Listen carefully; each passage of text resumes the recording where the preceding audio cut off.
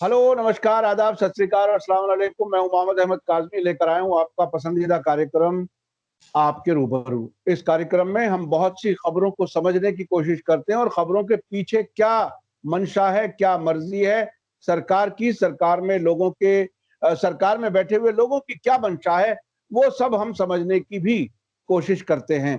अभी हाल ही में देश में एक बहुत बड़ी चर्चा, एक तो हमारे महाराष्ट्र में राणावत और सुशांत की बातें होती रही। अब हाथरस का दलित लड़की का रेप, और उधर बाबरी मस्जिद के विध्वंस से मुताल्लिक जो फैसला आया सीबीआई अदालत का, वो उस सब के पीछे क्या कुछ मंशा है और देश में क्या कुछ हो रहा है, ये समझने के लिए मैंने आज दरखास्त की है अपने खास मेहमान जस्टिस कोलसे पाटिल साहब से। आप मुंबई हाई कोर्ट के फॉर्मर जज हैं और बहुत ही जाने माने समाज सेवी हैं, और एक बड़ा नाम है, बहुत सी चीजों पे बहुत ही चिंता जताते रहे हैं। अब से पहले जो देश के हालात हैं उसके बारे में भी मीडिया स्टार वर्ल्ड से बात करते रहे हैं। जस्टिस कोलसे पाटिल साहब, वेलकम है आपका मीडिया स्टार वर्ल्ड में। आप ये बताइए कि ये हाथरस में दलित लड़की का रेप, उस पर एक पूरा भौचाल आया हुआ है। उससे पहले लखनऊ की सीबीआई अदालत ने एक फैसला दिया जिसमें सभी आरोपियों को यह कहकर के छोड़ दिया गया कि साजिश साबित नहीं हुई है। इस सब के पीछे आखिर क्या मंशा है, क्या कुछ हो रहा है पर्दे के पीछे, क्या कुछ करने की कोशिश कर रही है सरकार? हम लोग जो असली मुद्दे उनसे हमें भटकाने के लिए संघ की जो चाल है वो समझने में आज तक नाकाम रहे। अभी उन्होंने सुशांत का मामला निकाला था। कौन था सुशांत? एक लफड़ेबाज लफंगा, और रिपोर्ट आया कि उसका मर्डर नहीं हुआ है। हमको ये मालूम नहीं कि जब उसके पिताजी और फैमिली पुणे बंबई में पहले आए तो उन्होंने पुलिस को लिख के दिया था कि हमारी कोई कंप्लेंट नहीं है, हमें कोई कंप्लेंट नहीं करनी है। और उसके बाद एक बिहार इलेक्शन के लिए या और कुछ ठाकरे फैमिली को तकलीफ देने के लिए ये सब मामला निकाला। वैसे ही अभी आप बोलते हैं कि वो बाबरी मस्जिद का है। अरे बाबरी मस्जिद का जो हुआ वो 9 नवंबर 2019 में हो जो जजमेंट आया, और जिस जजमेंट ने सब क्रिमिनल्स को प्रोटेक्शन दिया, तो वहां जब प्रोटेक्शन मिला है सुप्रीम कोर्ट से, उच्चतम न्यायालय से, तो आप नीचे क्या अपेक्षा करेंगे? जी जी जी। और ये लड़की का जो है, अभी क्या बताओ आपको, मेरे पास आंकड़े हैं, लाखों रेप है। और यूपी में तो क्या एक रेप जानबूझकर किए जाते हैं दलित पर और लिकर सेक्शन पर, और रिवेंज लेता है, रिवेंज। अभी देखा आपने वो जो पहले 2012-11 में हुआ था निर्भया, वो उच्च वर्णीय लड़की थी, उसके लिए सब देश हिला। और उसके बाद उसके दिन उसी दिन हमारे चीफ जस्टिस थे इंडिया उच्चतम न्यायालय के आलम करके, उन्होंने बोला कि अरे आज दूसरे भी कई रेप हुए हैं, उसके बारे में कोई बोलता ही नहीं। उसी दिन दूसरे रेप हुए थे और ऐसे हुए। अभी ये तो क्या है, अमानुष है। कल का हथरत का वो उसकी पीठ की रिड्डी तोड़ी, उसके पांव तोड़े, उसकी जीभ यानी जुआ काटी। इसे इसे क्या मतलब? इसके इसके चर्चा करने में देश को ये अभी अभी आया कि पुलवामा में आतंकवादियों ने हमला किया। हमेशा चीन, पाकिस्तान, हिंदू, मुसलमान, कश्मीर, ऐसे जो हमारे सही मुद्दे नहीं है उस पर हमको उलझाते हैं। आज देखिए कि देश में कभी नहीं थी इतनी बेरोजगारी है, कभी नहीं थी, 70 साल में नहीं थी, उसके पहले भी नहीं थी। इतनी बेरोजगारी। मोदी ने नोटबंदी करी, हम लोग चुप रहे। मोदी ने जीएसटी लाया, हम लोग चुप रहे। मोदी ने लॉकडाउन किया, हम लोग चुप रहे। उनकी साजिश क्या थी? उनकी साजिश है कि आपको सिर्फ जीने का अधिकार है, 2 समय की रोटी नमक के साथ खाए तो भी चलेगा, इसलिए हम 80 करोड़ लोगों को 5 किलो धान देते हैं। यानी यहां तक देश को लाया कि 2-2.25 लाख में सब नमक की रोटी खाएंगे, नमक खाएंगे। रोटी रोटी के साथ। और उसी जब समय अंबानी अदानी की संपत्ति कई गुना बढ़ी है। अभी ये किसानों के बिल लाया ना, 3 बिल लाए ना, तो किसानों के 3 बिल लाने के पहले 5 साल 6 साल वो तैयारी करके रखी थी। अभी देश भर में अदानी के गोडाउन रेडी है, गोडाउन रेडी है। जी जी जी। अंबानी खुदरा बाजार में गया है, अंबानी खेतों में जाके सब्जियां लेके बेच रहा है, यानी अंबानी का खुदरा बाजार रेडी है। अदानी के सिर्फ गोडाउन नहीं, रेलवे उनकी है, एयरपोर्ट उनके हैं, और समुद्र के बंदर उनके, सब बंदरगाह उनके हैं। तो इसका मतलब क्या है? मोदी ने सिस्टमेटिकली आपको बर्बाद किया है। एम्प्लॉयमेंट की बात करेंगे तो मैं बोल रहा था कभी भी नहीं थी देश में। अभी देखो, दो तीन मैं आपको उदाहरण देता हूं। 30 जनवरी 2017 को वेस्ट बंगाल में 6000 ग्रेड डी यानी क्या, प्यून स्वीपर की लोग जगह भरने थी। कितनी? 6000।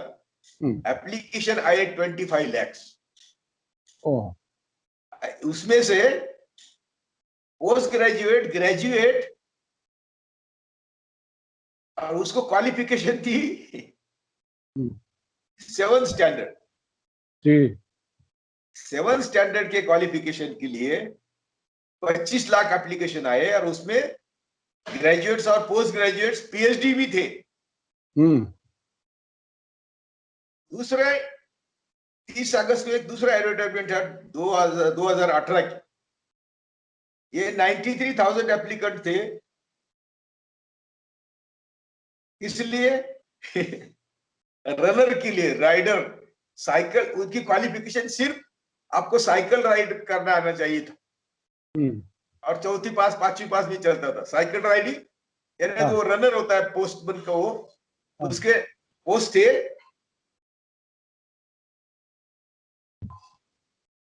62 पोस्ट। कितने थे? 62 जगह थी। एप्लीकेशन आए 93,000। उसमें से 3,700 लोग पीएचडी थे। 3,700 लोग पीएचडी थे।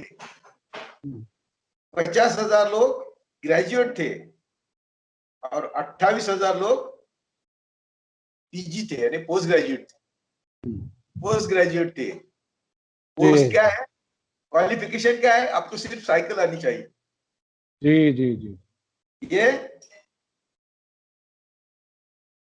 मैं इसलिए बोल रहा हूं कि हम कहाँ है। तीसरा एक नवंबर 2019 का आपको उदाहरण देता हूं, बिहार का है।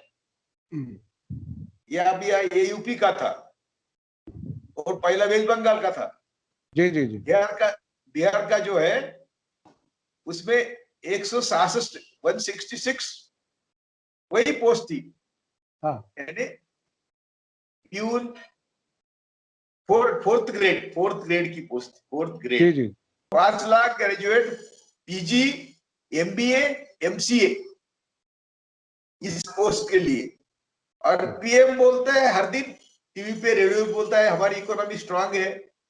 जब हमारी सिर्फ ऑर्गेनाइज सेक्टर की इकोनॉमी, ऑर्गेनाइज्ड यानी वो सिर्फ 6-7% है, वो इकोनॉमी -24 है, वो सरकार के मुताबिक। लेकिन हमारे सब जो अर्थशास्त्री है उनके मुताबिक ये 50% है माइनस। 40 से 50% माइनस सिर्फ 6% ऑर्गेनाइज सेक्टर की है। बाकी जो अनऑर्गेनाइज सेक्टर है तो वो तो 100% बर्बाद हुआ है। करोड़ों लोग रास्ते पर चल रहे थे, तो उनकी तो गिनती नहीं। यदि वो हम लेंगे साथ, तो यानी जीडीपी मत करो, तो भी हर मिनट पीएम बोलता है टीवी पे, रेडियो पे कि हमारी इकोनॉमी बहुत साउंड है, हम आगे जा रहे हैं। तो ये सब करने का मकसद क्या है? क्यों आखिर ऐसा हो रहा है कि हर आदमी भूखा रहे और उसको ये बताया जाता रहे कि नहीं साहब आपको भूख नहीं लग रही, आप तो बिल्कुल अच्छी हालत में है। आखिर इसका मकसद क्या है? ये मैं इसलिए बता रहा हूँ, मैं आप लोगों को बार बार बता रहा हूँ, मुझे हर दिन धमकी आती है मरने की। आप संघ की चाल नहीं समझते। आपने कभी संघ पढ़ा है क्या? गोलवलकर पढ़ा है क्या? बंच ऑफ थॉट्स और उनका वी आर और नेशन वुड जो पढ़ेंगे, सावरकर पढ़ा है क्या आपने? तिलक पढ़ा है क्या आपने? पढ़ा नहीं ना, आप पढ़ते नहीं। और हमारे जैसे लोग पढ़ते हैं तो आप लोग हमारे हमको मारने को तुले हुए हैं। देखो, मैं जिंदगी भर आरएसएस के खिलाफ काम करता रहा, आदिवासी मुस्लिम दलितों को जोड़ता रहा। ना मेरे पास दलित है, ना मेरे पास मुसलमान है, ना आदिवासी है, और ब्राह्मण तो मेरे शत्रु हो गए। जी जी जी। उनकी चाल ऐसी है कि हम देश के मालिक हैं, और आप सब लोग सिर्फ जिंदा रहने के लिए इस देश में रहना है, और वो भी आप हमारे बीच के हैं, यानी हमारी पैदाइश है। जैसे आपकी सब माता भगिनी उनके मुताबिक वेश्या है। जी जी। कौन पढ़ेगा, कौन बोलेगा लोगों को? और मुझे तो हर दिन मरने की धमकी आती है। अभी एनआईए के लोग मेरे पास आए थे, एनआईए के इंक्वायरी के लिए। क्या बोलेंगे क्या? किस चीज की इंक्वायरी के लिए आपके पास आते हैं एनआईए वाले? तो आपने एल्गार परिषद ली थी, वो एल्गार परिषद थी। ऐसा है कि एक हिस्ट्री थी कि 1818 में, 1 जनवरी 1818 में सभी बहुजन लोग, उसमें दलित ज्यादा थे, उन्होंने ब्रिटिशों के तरफ से लड़े पेशवाई के खिलाफ, और पेशवाई के लाखों लोग पेशवाई खत्म कर दी 1818। तो उसका वो जन्मदिन मनाते हैं हर 1 जनवरी को। तो दलित संगठन आते हैं पुणे से 25 किलोमीटर भीमा कोरेगांव करके। हमने उसी मौके का फायदा उठाने के लिए 31 दिसंबर को हमने पुणे में एल्गार परिषद रखी थी, जहां हमने लोगों को स्लोगन दी थी कि 1 तारीख को 1818 में 1 तारीख को हमने जब पुरानी पेशवाई को खत्म किया था, तो अभी नई पेशवाई हमें खत्म करनी, इसलिए लोगों को शपथ दिलवाई, बाकी कुछ नहीं। और वो इंक्वायरी कौन थे ऑर्गेनाइजर? मैं और जस्टिस सावंत था। जस्टिस सावंत कौन है? जिन्होंने गुजरात की इंक्वायरी करी थी, जी जी जी। जिन्होंने एविडेंस रिकॉर्ड करके, उनका पंड्या होम मिनिस्टर, उसका भी एविडेंस लेके रिकमेंड किया था कि Modi Shah and his gang should be prosecuted for mass murders and they should be even not given any constitutional post during their lifetime. That was their recommendation. Therefore Modi was refused visa. तो उनको भी बदनाम करने का, और मैं हमेशा मोदी शाह को खुनी बोलता हूँ, मुझे भी हो सके तो अंदर लेना है, उनको कोशिश कर रहे हैं। लेकिन हमारा कुरान में दूर से भी नक्सलाइट से ना संबंध है। जो अरेस्ट किए उनको आइडेंटिफिकेशन परेड में वो हमें नहीं पहचानेंगे, हम उनको नहीं पहचानेंगे, लेकिन उनको हमारे साथ जोड़ दिया। अच्छा, आपने एक बहुत इंपॉर्टेंट बात की कि आपने जिंदगी भर दलितों, आदिवासियों, मुसलमानों के लिए एक जगह लाने की कोशिश की, और अब आपके साथ कोई नहीं है। ये बहुत ही तकलीफ की बात है जो आप जाहिर कर रहे हैं। आप थोड़ा सा इसके बारे में बता दीजिए, क्योंकि लोग जानना चाहते हैं कि चूंकि हम जिस तरह से आपको जानते हैं, आप इन सबको इकट्ठा करके जो मजलूम है उनको एक साथ लाने की कोशिश कर रहे हैं। वो कोशिश कहाँ रुकी, और आपको ऐसा क्यों लगता है कि आपके साथ नहीं है लोग? कोशिश जारी है। सुनिए, दलित, मुस्लिम, आदिवासी और सभी जाति धर्म के गरीबों को साथ लाने की मेरी कोशिश आज भी जारी है। उसमें कोई वजह, लेकिन उसमें अभी देखो ना, हमारे सब नेता मोदी के गोद में बैठे हैं।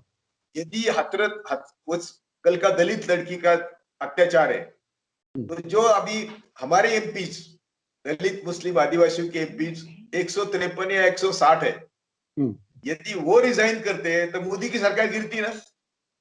सही। तो मैंने अपील किया सबको कि आपको शर्म आनी चाहिए कि पहले उन्होंने दलितों पर अत्याचार किया, अभी ये सीएए एनआरसी का जो मामला है, अरे चंद लाख लोग सिर्फ बांग्लादेश से आए थे, चंद लाख लोग हैं, करोड़ की बात छोड़ो, सरकारी आंकड़े। तो क्या एनआरसी सीएए ला रहे, किसके लिए ला रहे? तो जो यहाँ के मुस्लिम उनको तकलीफ देने के लिए ला रहे, और हमारे लोग उनके यदि गोद में जाके बैठते हैं तो हमारे दुख की जड़ कहाँ है? जाहिर है, जाहिर। अब वो जो आज जिनको आना चाहिए था इशू पर सपोर्ट करने के लिए, वो नहीं आ रहे। अभी बांग्लादेश का जो मानव विकासांक है ना, मानव विकासांक जो होते हैं, निर्देशांक, जी, वो हमारे से कई गुना अच्छा है। जी। तो वहां से लोग हमारे यहाँ क्यों आएंगे मरने के लिए? वो आए 91 में आए थे बस। जी। नहीं आता है, अभी कौन नहीं आ रहा है? तो देश को क्या बता रहे कि हम खदेड़ देंगे। किसको खदेड़ेंगे? तो बांग्लादेश सरकार खुद ये कह चुकी है कि आप हमें नंबर दीजिए, नाम दीजिए, डिटेल दीजिए, हम अपने लोगों को वापस बुलाएंगे, लेकिन हम साथ साथ भारत के जो लोग बांग्लादेश में काम करते हैं उन्हें हम निकाल देंगे, और एक वक्त का खाना भी हमारे साथ खाते हैं, यानी फ्री खाना खाते हैं। इस हद तक बांग्लादेश की तरफ से बयान आ चुका है। भारत की तरफ से सरकारी सतह पर कभी भी बांग्लादेश की सरकार को कोई ऐसा डेटा नहीं दिया गया कि ये लोग बांग्लादेशी हैं, आप इनको वापस लीजिए। चलो, हम भी भटक रहे हैं, अभी हम भी भटक गए। हमारा मुद्दा था ये अनएम्प्लॉयमेंट का। हाँ, नहीं, ठीक है, सही है। वो मैंने, चूंकि आपने वो तकलीफ की बात कही तो मैंने सोचा उसके बारे में मालूम करूं आप क्या महसूस करते हैं। तो जी, अनएम्प्लॉयमेंट वाला बात आप बताइए आगे। कितने लोग हमारे साथ जुड़े हुए, मुस्लिम जुड़े हुए, देश भर मुझे बुलाते हैं, भाषण करवाते हैं, और भाषण करने के बाद बोलते हैं कि सर आप हमारे बहुत आगे हैं, थोड़ा हमारे साथ चलने की कोशिश करो। इसका मतलब क्या है कि मौला मौलवी को तुम दुख मत पहुंचाओ, उनके खिलाफ मत बोलो। अरे मैं किसी के साथ देखो, अरे मेरा ब्लड दिया है, हमने ब्लड दिया है, मेरा खून दिया है आप लोगों के लिए, अरे सब जाति धर्म के गरीबों के लिए, मुस्लिम, दलित, आदिवासी, इसीलिए कि उनको ज्यादा तकलीफ है देश में आज, और सभी गरीबों को भी है। अभी जो आज मैं बात कर रहा हूँ अनएम्प्लॉयमेंट की, ये तो सब गरीबों की बात है ना, ये थोड़ी मुस्लिम, दलित, आदिवासी की बात है। तो मैं बोल रहा था कि इतने लोग बेकार हैं, और वो भी 70 साल में नहीं, स्वतंत्रता के पहले भी नहीं थे इतने बेकार लोग। जी। और 16वीं 17वीं सदी में, 18वीं सदी में तो हमारा देश सोनिया की चिड़िया था। शिवाजी का राज खत्म हुआ, पेशवाई आई, ब्रिटिश आए, और हमारा शोषण शुरू हुआ, और वो शोषण अभी तक चालू है। आज तो वो चरम पद पर है फिर। जी। और अच्छा, आपने जो मेंबर्स ऑफ पार्लियामेंट हैं उनकी शिकायत या विधायकों की शिकायत की। अब मैं थोड़ा सा वापस उस पर आना चाहता हूं। आपने बहुत अच्छे से अपने आंकड़े भी बताए। ये आम जनता क्या कर सकती है? क्योंकि जो पॉलिटिकल पार्टियों से जुड़े हुए हैं, जो मेंबर्स ऑफ पार्लियामेंट बन गए हैं, वो तो जाती फायदे के लिए लालच में वहां बैठे हुए हैं, अपनी अपनी पोस्टें, अपनी अपनी कुर्सियां संभाल करके। जनता क्या करे? जनता के बारे में आप थोड़ा सा बताइए, जनता को क्या करना? अच्छा, ये अच्छा सवाल पूछा है आपने। हाँ। अभी आरक्षण का झगड़ा चल रहा है। मैंने बोला कि सभी अपने एमपीज के घर को घेराव करो, संविधान के दायरे में, अहिंसात्मक मार्ग से। हमारे लोग है ना, हमने वोट दिए ना उनको घेराव करो, उनको घेराव करो। काय को आरक्षण का झगड़ा लगाते हैं? हम जिसकी जितनी संख्या भारी, उसकी इतनी भागीदारी, ये हमारा नारा है। आप सभी धर्म में, जाति में लोग कॉम्पिटेंट है, यदि उसको सर्विस मिलती है तो वो करने को ताकतवर है, उनको हमने ताकतवर बनाया है। और हमारे संविधान की शुरुआत है हम भारत के लोग। हम भारत के लोग का मतलब है हम भारत के सब मालिक हैं।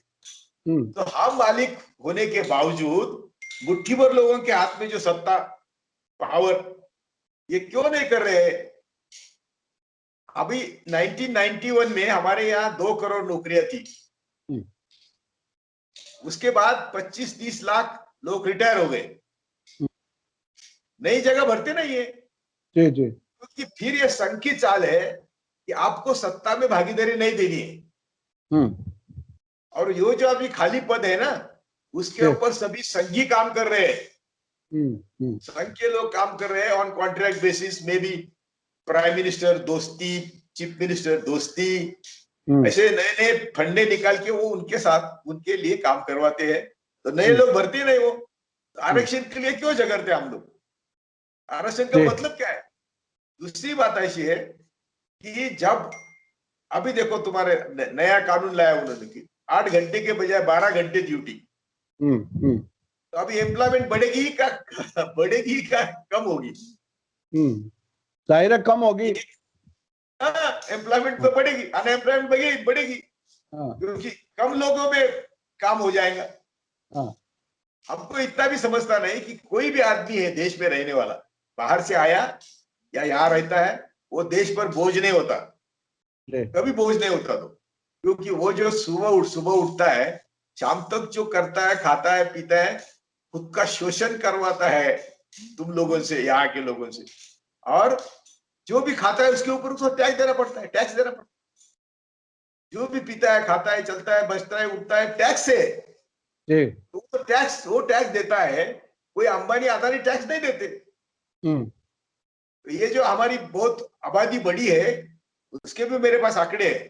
जो बहुत सुखी देश है ना, उनसे हमारी आबादी पर स्क्वायर मीटर कमी है, पर स्क्वायर किलोमीटर कमी है, कम है हमारी।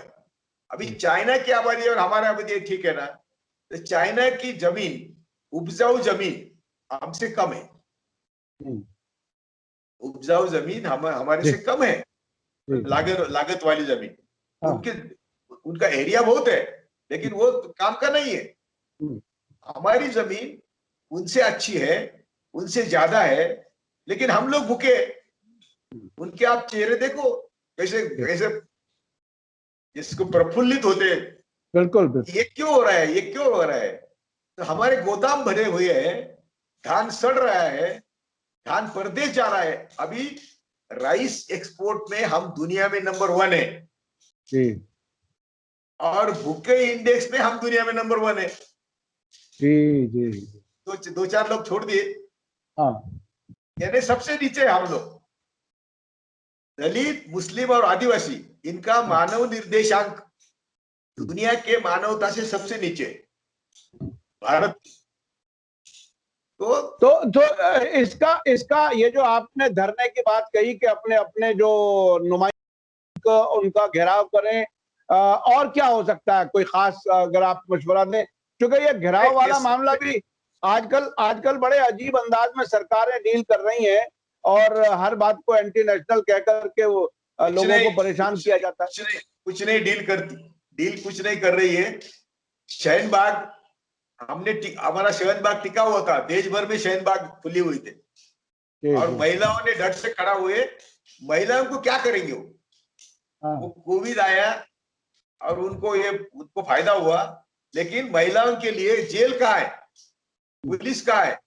मेरे 30 साल के सभी आंदोलन जो मैंने चलाए, सब मेरे माता भगिनी के ताकत पर, बलबूते पर चलाए, और एक भी आंदोलन मेरा फेल नहीं हुआ। जो भी आंदोलन चाहते थे वो उनको मिलता था।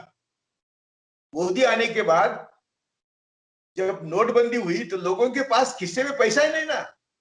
वो तो हमारे आंदोलन 1-1 लाख लोगों के आंदोलन है, वो खुद के पैसे से लोग आते थे। मेरे पास क्या था? मैं सिर्फ उनको वादा करता था कि आप आएंगे तो आपका जो प्रॉब्लम मैं छुड़वा देता हूँ। तो लोग आते थे। नोटबंदी के बाद मैंने नोटबंदी के खिलाफ ही एक आंदोलन लिया, तो 5000 लोग नहीं आए। रोते थे लोग कि खाने को नहीं है, कैसे आएंगे? तो पहले तुम्हारा काम क्या किया उसने कि तुमको गुलाम बनाने की साजिश नोटबंदी से शुरू कर। जीएसटी है, एग्रीकल्चर इक्विपमेंट पे जीएसटी है 28%। यानी हम ट्रैक्टर लेते हैं या हम कुछ एग्रीकल्चर में सुधारना करते हैं, तो 28% उसके ऊपर टैक्स। और टैक्स कौन भरता है? जो अल्टीमेटली खरीद करता है वही टैक्स भरता है। वो किसी भी अंबानी का इनकम टैक्स भी हम भरते हैं, कॉर्पोरेट टैक्स भी हम भरते हैं। लेकिन तो इसीलिए यदि हम घेराव नहीं कर सकते, तो नहीं तो घर में बैठ के हम सड़ के मर रहे हैं ना। घर में बैठ के हम सड़ के मर रहे हैं। तो मैं बोलता हूं कि संविधान के दायरे में अहिंसात्मक मार्ग से रोड पर आके लड़के मरेंगे ना। जी जी जी। यदि हम ऐसा आंदोलन खड़ा करेंगे कि हम, अभी देखो जर्मनी में आप इसमें हुआ था, डीजल पेट्रोल के भाव बढ़े तो सबने अपने अपने अपनी गाड़ी रास्ते पर लगा दी, रास्ते ब्लॉक हो गए, भाव कम करना पड़े। सरकार क्या कर सकती है? यदि हम सब लोग, हमारी इतनी बड़ी आबादी है, लाखों करोड़ों लोग आ सकते हैं रास्ते पर। मैंने कई बार बोला लोगों को कि मैं लड़के मर रहा हूं, आप लोग घर में सड़के मर रहे हैं, तो तय करो सड़के मरना है तो लड़के मरना है। जी, ये बहुत बड़ी बात आपने कही। और ये आंदोलन वाला रास्ता जो आप बता रहे हैं, संविधान के अंदर रहते हुए आंदोलन चलाया जा सकता है। शाहीन बाग की मिसाल आपने दी। अहिंसा के मार्ग से, अहिंसा के साथ आंदोलन हो और अपना हक मांगा जाए। और जो भी, ना हम पत्थर उठाएंगे, ना हम गालियां देंगे, ना कुछ नहीं। हम तो बोलेंगे, हम हाथ जोड़ के कहते हैं कि हमें जेल में डालो, हमें 2 समय की रोटी दे दो, नहीं तो हमें जेल में डालो। ये मैं समझता हूँ अहिंसा वाला रास्ता जो आप दिखा रहे हैं, जो महात्मा गांधी ने दिखाया था, मैं समझता हूँ वही पूरा देश अगर उस तरफ चले। और आपने जो मशवरा दिया वो बहुत ही काम का है, बहुत ही मुफीद है और बहुत ही सिंपल सीधा है। आपको कुछ ना पत्थर मारना है, ना गाली देनी, सिर्फ सड़क पे आकर के अपनी बात रखनी है। ये बहरहाल आज की सरकार किस तरह से उस पर रिएक्ट करेगी और लोग किस तरह से समझेंगे, ये बहुत अहम बात है। और कुछ नहीं, अरे सरकार कुछ नहीं कर सकती यदि हम लाखों के कितने लोगों को मारेंगे। जी क्या है कि हम जो डरते हैं ना, पुलिस को डरते हैं, जेल को डरते हैं, मरने को डरते हैं, तो हम घर में सड़के मरने वाले हैं, तो बाहर जाके मरे तो क्या फर्क पड़ता है? ये बात बहुत इंपॉर्टेंट है कि या तो घर पे सड़े, नहीं तो बाहर आकर के कम से कम बाहर आएंगे तो कोई कामयाबी के चांसेस हैं। ये बात बहुत अहम है। अगली पीढ़ियां बचेंगी। जी, मैं तो अभी मरने को तैयार हूँ देश के हित के लिए। जी, बहुत बड़ी बात है। अगली पीढ़ियों के लिए हमें सभी को काम करना चाहिए और सही रास्ते पर देश को ले जाने के लिए जब तक वंचित पीड़ित लोग सड़क पर नहीं आएंगे, अपनी बात शांति के साथ नहीं रखेंगे, अहिंसा के साथ नहीं रखेंगे, तो कोई बात हल होने वाली नहीं है। सोशल मीडिया पर बहुत ज्यादा लंबी और बात नहीं हो सकती, इसलिए आइंदा फिर हम आपसे बात करेंगे। बहुत बहुत शुक्रिया जस्टिस कोलसे पाटिल साहब। मैं अपने दर्शकों से बताना चाहता हूं कि जस्टिस कोलसे पाटिल साहब कई मौकों पर ऐसा रास्ता दिखाते हैं जिसमें कामयाबी ही कामयाबी मिलने का रास्ता है। और जो बात आपने कही वो बहुत ही सटीक और सीधी और बामानी है। अब मैं बहरहाल आइंदा फिर आपसे बात करूंगा। इसी के साथ मुझे दीजिए इजाजत। धन्यवाद, शुक्रिया। जय भारत, जय हिंद।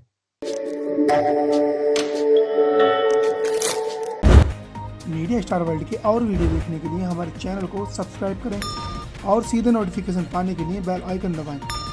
और अगर हमारी खबर सच्ची और अच्छी लगे तो अपने व्हाट्सएप, इंस्टाग्राम, फेसबुक और ट्विटर अकाउंट पर जरूर शेयर करें।